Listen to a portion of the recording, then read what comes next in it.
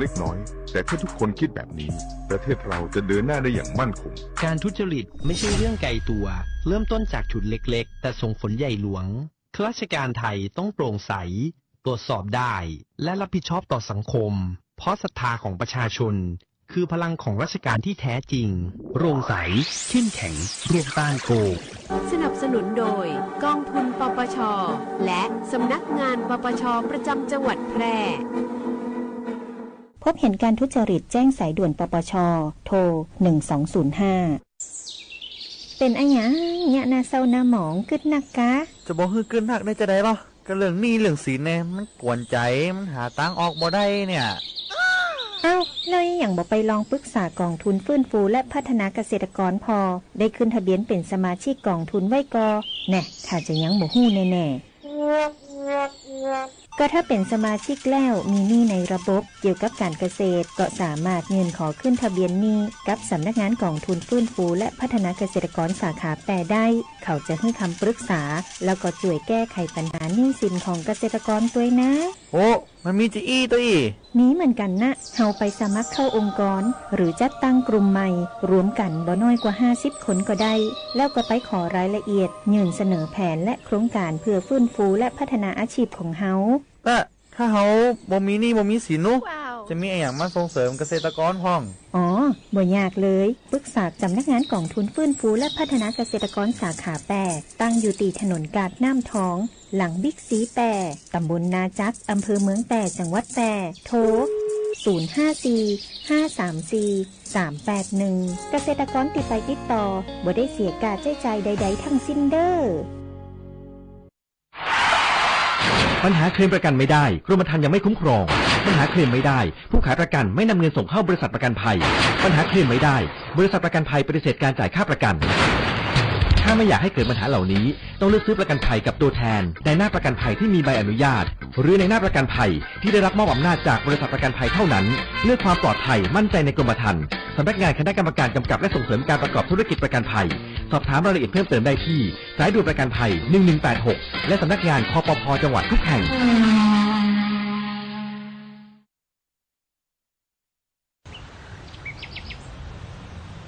หู้ไว้ก่อนติจะจ้าเกินไป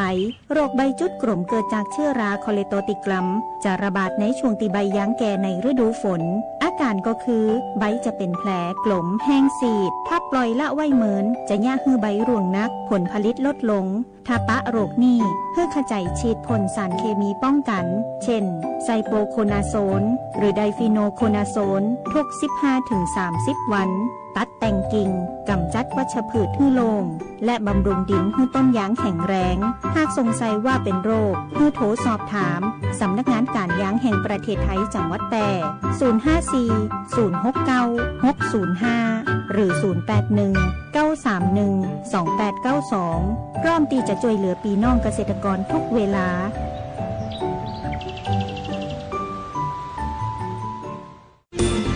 วิทยุแห่งประเทศไทยจังหวัดแพร่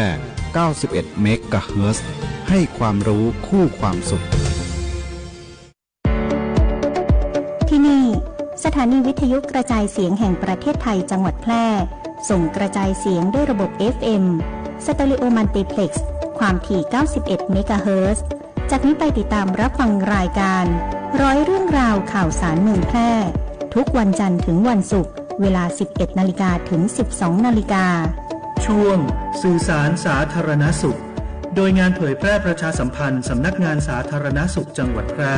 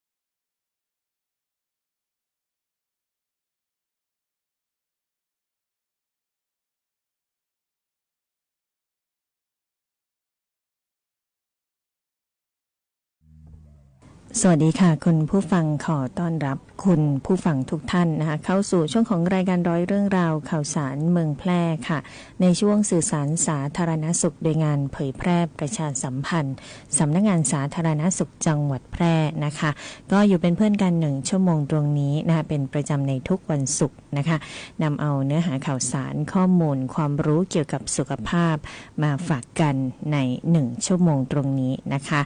ร้อยเรื่องราวข่าวสารเมืองแพร่ช่วงสื่อสารสาธารณสุขนะคะก็มีข้อมูลมาฝากกันนะคะไม่ว่าจะเป็นสาระสุขภาพนะเหตุเตือนภัยหรือว่าสถานการณ์โรคภัยไข้เจ็บต่างๆในพื้นที่นะคะสำหรับสำนักงานสาธารณสุขจังหวัดแพร่นะคะก็ได้ออกมาแจ้งเตือนนะโรคระบาดนะคะที่เกิดขึ้นในช่วงของฤดูฝนนั่นก็คือโรคไข้ปวดข้อยุงลายนะคะหรือว่าโรคชิคุนกุนยานะคะก็จะระบาดในช่วงของฤดูฝนเนาะก็ระมัดระวังกันด้วยนะคะอย่าให้ยุงกัดเนาะเพราะว่าไข้ปวดข้อยุงลายนะคะก็มียุงลายเป็นพาหะนำโรคนะคะซึ่งนะคะโรคชิคุนกุนยาเนี่ยก็จะได้ยินกันบ่อยๆนะคะก็จะมีสาเหตุนะมาจากยุงลายกัดคนที่มีเชื้อไวรัสชิคุนกุนยานะคะจากนั้นนะคะก็เกิดการฟักตัวในยุงนะยุงลายมีเชื้อก็ไปกัดคนอื่นๆแบบนี้นะคะระยะเวลานะในการเกิดโรคนะคะ 2-4 วันนะคะถึงจะรู้ว่าติดเชื้อไวรัสชิคุนกุนยานะคะอาการของโรคนะคะสังเกตอาการของตนเองเนาะไม่ว่าจะเป็นไข้สูงฉับพลันปวดเข่าปวดศีรษะนะปวดกล้ามเนื้อนะคะมีผื่นแดงตามตัวนะคะลักษณะเด่นๆของโรคชิคุนกุนยาหรือว่าโรคไข้ปวดข้อยุงลายนะคุณผู้ฟังก็จะมีอาการปวดข้อตั้งแต่อาการเล็กๆน้อยๆนะคะไปจนถึงอาการปวดที่รุนแรงนะโดยจะมีอาการปวดมีบวมมีแดงการอักเสบของข้อนะคะทั้งบริเวณข้อนิ้วข้อมือข้อนิ้วเท้าข้อเท้าเข่าข้อต่อของแขนของขานะคะอันนี้ก็จะเป็นลักษณะอาการที่โดดเด่นของโรคไข้ปวดข้อยุงลายหรือว่าชิคุนกุนยานะคะการรักษาเนาะไม่มียารักษาโรคนี้โดยเฉพาะนะคะแล้วก็ยังไม่มีวัคซีนป้องกันนะโดยแพทย์ก็จะรักษาตามอาการที่เราเป็นนะคะซึ่งในระยะเวลาของการหายจากอาการป่วยของแต่ละคนก็จะไม่เท่ากันด้วยนะคะบางรายอาจจะมีอาการกลับมาเป็นใหม่ซ้ำได้อีกนะคะก็ย้ำว่าไม่มียารักษาโรคนี้โดยเฉพาะนะคะรักษาไปตามอาการนะคะสำหรับการป้องกันเนาะเก็บขยะกำจัดเศษขยะไม่ให้เป็นแหล่งเพาะพันธุ์ยุงลายนะคะเก็บบ้านให้สะอาดปลอดโปร่งไม่ให้มีมุมอับหรือเป็นที่เกาะพักอาศัยของยุงลายนะคะเก็บน้ำเก็บฝาภาชนะให้มิดชิดนะป้องกันไม่ให้ยุงลายเนี่ยลงไปวางไข่ได้นะคะนี่คือการป้องกันเนาะทำยังไงก็ได้ให้บ้านไม่มียุงแบบนี้นะคะก็จะสามารถช่วยได้นะคะอันนี้ก็เป็นการเตือนภัยของโรคนะคะจากทางสำนักงานสาธารณสุขจังหวัดแพร่นะคะแล้วก็เดี๋ยวช่วงหน้านะเรามาดูกันนะคะว่าโรคที่จะเกิดขึ้นในช่วงของฤดูฝนแบบนี้เนี่ยมีโรคอะไรอีกนะคะเดี๋ยวพักกันครู่หนึ่งค่ะคุณกำลังฟังรายการสื่อสารสาธารณสุขโดยงานประชาสัมพันธ์สำนักงานสาธารณสุขจังหวัดแพร่ทางสวทแพร่ FM 91 เมกะเฮิรตซ์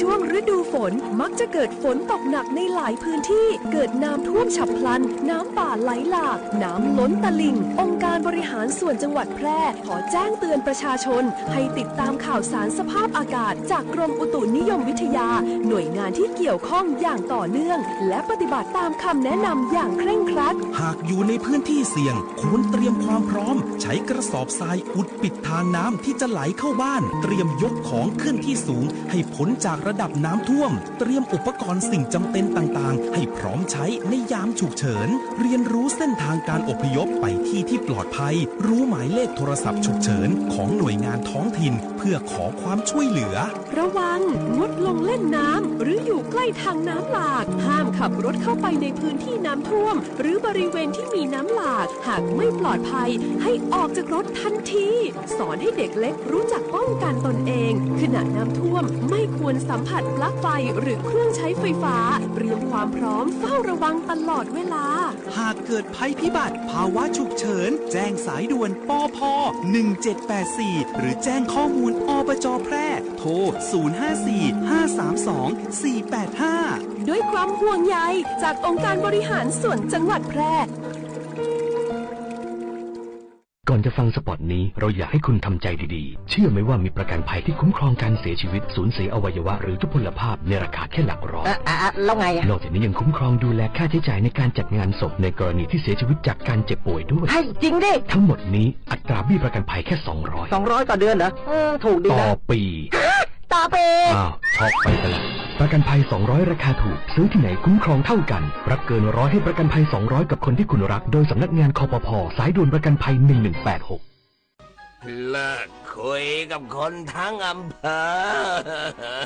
เพื่อเธอคนเดียวพี่นี่มันเข้าพรรษาไม่งดเหล้าบ้างเหรอไม่หัวใจพี่อ่อนแองดเหล้าเข้าพรรษาไม่พักใจก็พักตับพักไตบ้างเถอะครับทุกครั้งที่ดื่มเซลล์ตับยิ่งทำงานหนักและถูกทำลายมากขึ้นเกิดภาวะพังผืดและเป็นแผลในเนื้อเยื่อตับใจไม่แข็งตับแข็งนะครับหลังฝนตกจะเกิดแอ่งน้ำหรือน้ำขังตามภาชนะต่างๆกลายเป็นแหล่งเพาะพันธุ์ยุงยุงลายต้นเหตุของโรคไข้เลือดออกจะวางไข่ตามภาชนะที่มีน้ำใสและนิ่งกำจัดแหล่งเพาะพันธุ์ยุงโดยทำลายแหล่งที่มีน้ำขังหรือเปลี่ยนน้ำในใจกันทุก7วันใส่ทรายอเบดหรือเลี้ยงปลาหางนกยูงในอ่างบัวหากมีเด็กเล็กควรมีมุ้งครอบทั้งกลางวันและกลางคืนยุงลายพาหะร้ายโรคไข้เลือดออกกรมควบคุมโรคห่วงใยอยากเห็นคนไทยมีสุขภาพดี1330สายด่วนสปสช.สวัสดีค่ะบริการตรวจสิทธิรักษาพยาบาลสิทธิบัตรทองหรือสิทธิ30 บาท1330สายด่วนสปสช.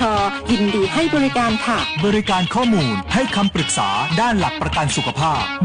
1330สายด่วนสปสช.รับเรื่องร้องทุกข์ตอบข้อสงสัยคลี่คลายปัญหาโดยสำนักงานหลักประกันสุขภาพแห่งชาติหรือสปสช.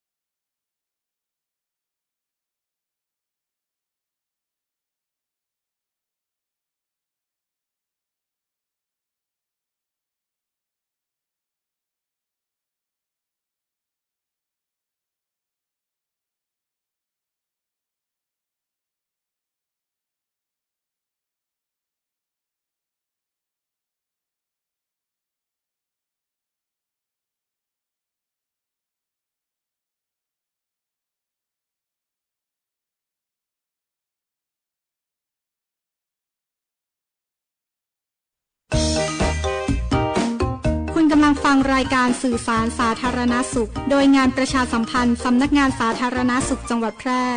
ทางสวทแพร่ FM 91 เมกะเฮิรตซ์ กลับเข้ามาในช่วงของร้อยเรื่องราวข่าวสารเมืองแพร่นะคะช่วงสื่อสารสาธารณสุขโดยงานเผยแพร่ประชาสัมพันธ์สำนักงานสาธารณสุขจังหวัดแพร่นะอยู่ด้วยกัน1 ชั่วโมงตรงนี้นะคะก็มีข้อมูลข่าวสารประชาสัมพันธ์กันไปในช่วงแรกนะคะสำหรับโรคที่มาในช่วงของฤดูฝนนะคะโรคที่มากับยุงเนาะที่มียุงเป็นพาหะนำโรคนะคะโรคชิคุนกุนยารวมไปถึงโรคอื่นๆที่มาจากยุงก็ทั้งไข้เลือดออกนะคะแล้วก็ถ้าฝนตกเนาะอาจจะทำให้เป็นหวัดเป็นไข้กันได้ทีนี้อาจจะตีความไปว่าเป็นไข้เลือดออกหรือว่าเป็นไข้ชิคุนกุนยาอันนี้ก็ต้องดูอาการอีกทีหนึ่งนะคะสำหรับอีกหนึ่งโรคนะคะคุณฟังที่พบได้บ่อยนะในช่วงของฤดูฝนแบบนี้นะคะแล้วก็ผ่านน้ำท่วมกันมานะคะก็อาจจะมีบางท่านบางคนนะเกิดโรคขึ้นมานั่นก็คือโรคน้ำกัดเท้านั่นเองนะคะหรือว่าโรคผิวหนังที่มากับน้ำท่วมนะคะโรคน้ำกัดเท้าโรคผิวหนังที่มากับน้ำท่วมนะคะระยะที่1ในช่วงของ 1-3 วันแรกนะคะก็จะมีผิวหนังที่เปื่อยนะคะเมื่อแช่น้ำเนาะนอกจากนี้ก็จะมีผิวหนังที่แดงคันแสบนะคะผิวหนังระคายเคืองแล้วก็ลอกนะคะออกมาบางๆนะอันนี้ 1-3 วันแรกในระยะที่1นะคะระยะที่2อาการของโรคนะคะช่วง 3-10 วันอาจจะมีการติดเชื้อแบคทีเรียนะคะติดเชื้อรานะผิวหนังจะเปื่อยนะคะมีรอยฉีกขาดนะมีอาการแดงบวมปวดเจ็บมีหนองนะคะหรือว่ามีการติดเชื้อแบคทีเรียที่มากกว่าเชื้อรานะคะสังเกตอาการตนเองด้วยนะคะสำหรับหลายท่านหลายคนเนาะที่อาจจะแช่น้ำนานๆนะเกิดโรคน้ำกัดเท้าโรคผิวหนังที่เกิดกับน้ำท่วมนะคะในระยะที่3นะช่วงถึงช่วง10-20 วันนะคะถ้าแช่น้ำต่อเนื่องผิวหนังจะแดงนะคะคันมีขุยนะคะขาวๆเนาะแล้วก็มีลักษณะที่เปียกเหม็นนะคะผิวหนังเปื่อยหรือว่าเป็นสีขาวเป็นขุยหรือว่าลอกแล้วก็เป็นสีแดงเป็นผื่นเปียกๆเหม็นๆอันนี้เป็นการติดเชื้อรานะคะสังเกตอาการตัวเองนะคะอย่าปล่อยทิ้งไว้นานนะคุณผู้ฟังหากว่าเป็นมากเกินไปหรือว่าไม่หายสักทีนะให้รีบไปพบแพทย์นะคะแนวทางของการป้องกันนะคะหลีกเลี่ยงการแช่เท้าในน้ำนานๆนะคะถ้าต้องการสัมผัสน้ำถ้าน้ำไม่ลึกหรือว่าน้ำเพียงแค่ไม่เกินเข่านะอาจจะต้องสวมใส่รองเท้าบูทนะคะหากว่ามีอาการมีผื่นแดงคันก็จะต้องทายาในกลุ่มสเตียรอยด์นะคะถ้ามีผื่นมีรอยเปื่อยฉีกขาดมีหนองนะคะควรรีบไปปรึกษาแพทย์นะคะไปพบแพทย์นะเพื่อที่จะได้รักษาอาการได้อย่างทันท่วงทีนะคะหากว่าเป็นมากเกินไปอาจจะมีเรื่องของโรคอื่นๆตามมานะคะถ้ามีบาดแผลนะคะควรทำแผลหรือว่าทายาฆ่าเชื้อก่อนนะคะระวังการตัดเล็บเท้าอาจจะทำให้เกิดบาดแผลได้ทำความสะอาดเท้านะคะหลังจากลุยน้ำสะอาดหรือว่าสบู่เช็ดให้แห้งนะคะถ้าเท้าแช่น้ำนานนิ้วเท้าชิดกันมากอาจจะติดเชื้อรานะควรทายาด้วยนะคะคุณผู้ฟังก็ด้วยความห่วงใยนะจากทางสำนักงานสาธารณสุขจังหวัดแพร่นะคะก็ดูแลสุขภาพของคุณผู้ฟังประชาชนในช่วงของรายการนะคะก็เอาข้อมูลข่าวสารมาฝากกันเนาะแล้วก็เตือนภัยด้วยนะคะนอกจากโรคน้ำกัดเท้าแล้วนะคะในช่วงของน้ำท่วมให้ระมัดระวังเรื่องของโรคฉี่หนูอันนี้สำคัญนะคะหลีกเลี่ยงการลุยน้ำการแช่น้ำเป็นเวลานานๆหากว่าจำเป็นจะต้องลุยน้ำก็จะต้องสวมรองเท้าบูทหลังลุยน้ำก็รีบล้างมืออาบน้ำในทันทีนะคะรวมไปถึงโรคไข้หวัดใหญ่เนาะเพราะว่ามีฝนตกด้วยนะคะให้รักษาสุขอนามัยหลีกเลี่ยงการใกล้ชิดกับผู้ป่วยนะปิดปากปิดจมูกไอจามนะคะหากมีไข้สูงเป็นไข้นานเกิน7วันก็ให้รีบไปพบแพทย์นะคะแล้วก็จะมีโรคตาแดงเนาะล้างมือบ่อยๆนะคะไม่ขยี้ตาแยกของใช้กับผู้อื่นนะคะโรคอุจจาระร่วงนะน้ำดื่มน้ำสะอาดนะคะกินอาหารที่ปรุงสุกล้างมือให้สะอาดก่อนกินอาหารหลัง รับประทานอาหารก็หรือว่าหลังใช้ห้องน้ำก่อนใช้ห้องน้ำนะคะล้างมือทุกครั้งนะคะทั้งก่อนใช้แล้วก็หลังใช้นะคะห่วงใยทุกท่านทุกคนเนาะน้ำท่วมนะคะโรคที่อาจจะลืมไปนะเพราะว่าไข้ฉี่หนูเนี่ยถือว่าเป็นโรคที่ฮอตฮิตเช่นกันนะคะโรคที่ติดต่อจากสัตว์สู่คนนะคะโดยการติดเชื้อแบคทีเรียที่อยู่ในปัสสาวะของสัตว์นะคะก็มีทั้งสัตว์เลี้ยงลูกด้วยนมเป็นพาหะนำโรคนะคะโคกระบือสุกรสุนัขโดยเฉพาะหมูนะคะอาการนะตาแดงมีไข้เฉียบพลันมีผื่นขึ้นหนาวสั่นปวดศีรษะนะกล้ามเนื้อโดยเฉพาะน่องโคนขานะคะก็หากมีอาการเหล่านี้หลังจากรุยน้ำย่ำโคลนนะคะก็อย่าซื้อยามารับประทานเองเนาะควรรีบปรึกษาแพทย์นะคะติดต่อยังไงเนาะเราอาจจะเดินลุยน้ำย่ำโคลนนะไปในพื้นที่พงหญ้าป่านะคะต่างๆเนาะอาจจะสัมผัสกับปัสสาวะของสัตว์หรือว่าเวลาน้ำท่วมเข้าไปในท่อระบายน้ำนะคะสิ่งสกปรกเหล่านั้นก็จะลอยมาตามน้ำนะคะคุณผู้ฟังก็ทำให้เกิดการติดเชื้อโรคไข้ฉี่หนูได้นะคะการป้องกันเนาะหากว่าไม่จำเป็นก็ไม่ต้องลุยน้ำย่ำโคลนนะหากมีความจำเป็นอย่าลืมป้องกันตนเองนะคะสวมใส่รองเท้าบูทด้วยนะคะทีนี้รองเท้าบูทก็มีหลากหลายนะคะในปัจจุบันเนาะมีทั้งคอสั้นคอยาวมีทั้งขึ้นมาบนเข่านะคุณผู้ฟังมันมีหลากหลายชนิดนะคะเพราะฉะนั้นก็เลือกใช้ตามสถานการณ์เลือกใช้ตามสภาพภาวะน้ำนะคะที่ท่วมนะคะไม่ได้ท่วมสูงอาจจะใช้รองเท้าบูทแบบสั้นนะคะถ้าท่วมสูงอาจจะประเมินสถานการณ์อีกทีหนึ่งนะคะก็ควรจะใช้ให้เหมาะสมนะคะห่วงใยทุกท่านทุกคนเฝ้าระวังนะคะในเรื่องของโรคภัยไข้เจ็บต่างๆนะแล้วก็ฝากอีกนิดนึงนะคะสัตว์อันตรายที่มากับน้ำท่วมเนาะการป้องกันสัตว์มีพิษกัดต่อยในช่วงของน้ำท่วมอันนี้ก็ต้องคอยดูแลคอยสอดส่องคอยสังเกตมุมอับมุมชื้นของบ้านเป็นประจำนะคะสำรวจเสื้อผ้ารองเท้าก่อนสวมใส่ทุกครั้งหากมีความจำเป็นเนาะแต่งกายให้มิดชิดก่อนลุยน้ำนะรองเท้าบูททุกครั้งย้ำอยู่เสมอนะคะป้องกันไข้ฉี่หนูป้องกันแมลงสัตว์กัดต่อยแมลงเล็กๆได้นะคะป้องกันงูฉกนะคุณผู้ฟังนะสำรวจตู้เสื้อผ้าตู้รองเท้าผ้าเช็ดหน้าหรือว่าท่อระบายน้ำต่างๆเนาะหรือว่าตามขอบประตูหน้าต่างของบ้านเนาะแมลงสัตว์พวกนี้นะคะก็จะเข้าไปแอบไปหลบไปซ่อนอยู่นะคะโดยเฉพาะงูนะคุณผู้ฟังแมงป่องนะคะหรือว่าแมลงต่างๆเนาะที่มีพิษเนาะก็จะเข้าไปอยู่ในนั้นเนาะไปหลบนะคะก็อาจจะกัดต่อยเราได้นะคะห่วงใยทุกคนเลยนะคะไปพักกันสักครู่หนึ่งค่ะ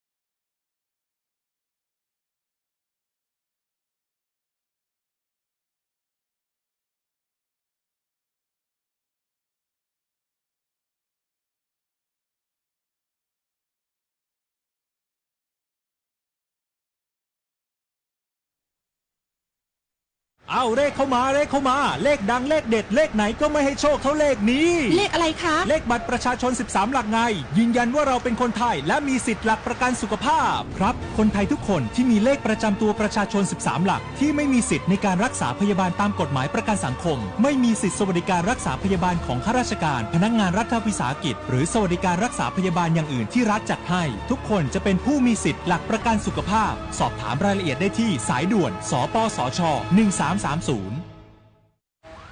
วันนี้ผมเริ่มมีคอเลสเตอรอลสูงครั้งแรกในชีวิต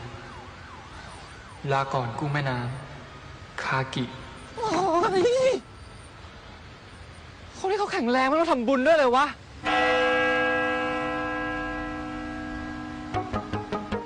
ด้วยการบริจาค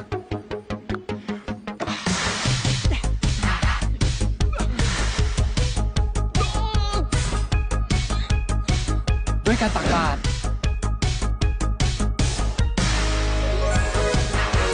ขอให้สุขภาพแข็งแรงด้วยเถิด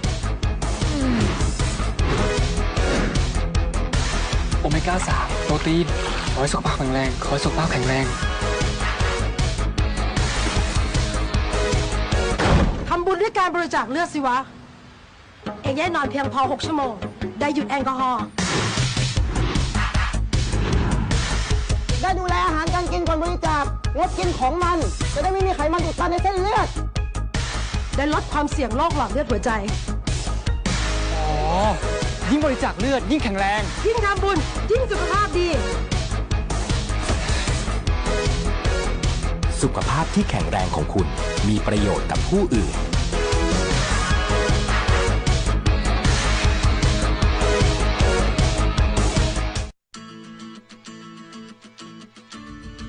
ให้เลือดกิฟต์บลัดให้ชีวิตกิฟต์ไลฟ์